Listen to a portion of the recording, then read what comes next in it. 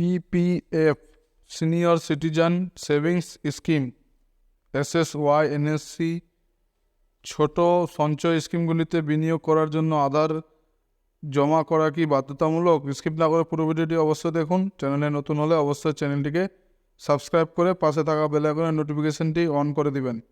Public provident fund, senior citizen scheme, Sukanya Samriddhi Yojana ইত্যাদির মতো ছোট সঞ্চয় প্রকল্পগুলিতে বিনিয়োগ করার জন্য আধার প্রদান করা কি বাধ্যতামূলক? উত্তরটি হলো হ্যাঁ। যে কোনো ছোট সঞ্চয় প্রকল্পে একটি নতুন অ্যাকাউন্ট খোলার সময় বিনিয়োগকারীদের অবশ্যই তাদের আধার কার্ডের বিবরণ জমা দিতে হবে।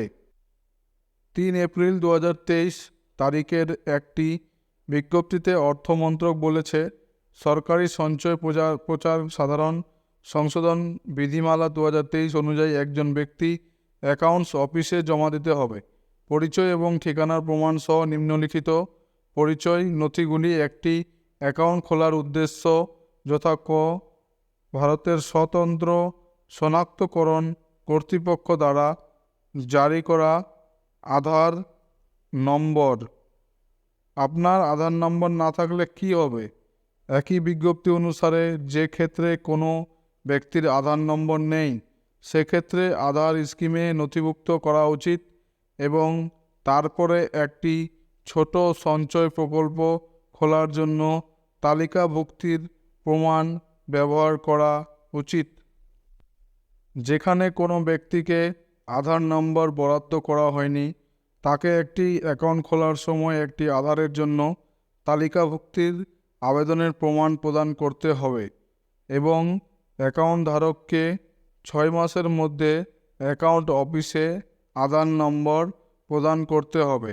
আধার নম্বরের সাথে অ্যাকাউন্ট লিঙ্ক করার জন্য অ্যাকাউন্ট খোলার তারিখ থেকে বিজ্ঞাপনে অর্থ মন্ত্রক বলেছে এবং আমানতকারী নির্দিষ্ট সময়ের মধ্যে 6 মাসের মধ্যে আধার নম্বর জমা দিতে ব্যর্থ হলে অ্যাকাউন্ট অফিসে আধার নম্বর জমা না দেওয়া পর্যন্ত তার অ্যাকাউন্টটি চালু থাকবে না। বিজ্ঞপ্তিতে যোগ করা হয়েছে, ক্ষুদ্র সঞ্চয় প্রকল্পে বিনিয়োগ করার জন্য বিনিয়োগকারীদের কি প্যান প্রয়োজন? বিজ্ঞপ্তি অনুসারে যদি কোনো ব্যক্তি ছোট সঞ্চয় প্রকল্পের অ্যাকাউন্ট খোলার সময় প্যান জমা না করে থাকে তবে তাকে তা হওয়ার তারিখ থেকে 2 মাসের মধ্যে সংশ্লিষ্ট আর্থিক প্রতিষ্ঠানের অ্যাকাউন্টস অফিসে জমা দিতে হবে। নিম্নলিখিত ঘটনাগুলির মধ্যে যেটি আগে, 1 নম্বর, অ্যাকাউন্টে যে কোনো সময়ে ব্যালেন্স 50,000 টাকার বেশি বা 2 নম্বর, যে কোনো আর্থিক বছরে অ্যাকাউন্টে থাকা সমস্ত ক্রেডিট 1 লাখ টাকার বেশি অথবা 3 নম্বর, অ্যাকাউন্ট থেকে 1 মাসে সমস্ত উত্তোলন এবং স্থানান্তরের সমষ্টি 10,000 টাকা ছাড়িয়ে যায়।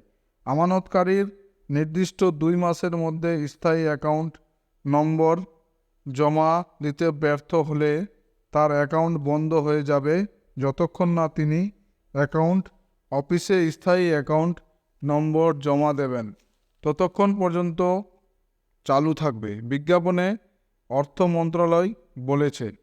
পুরো ভিডিওটি দেখার জন্য ধন্যবাদ বন্ধুরা।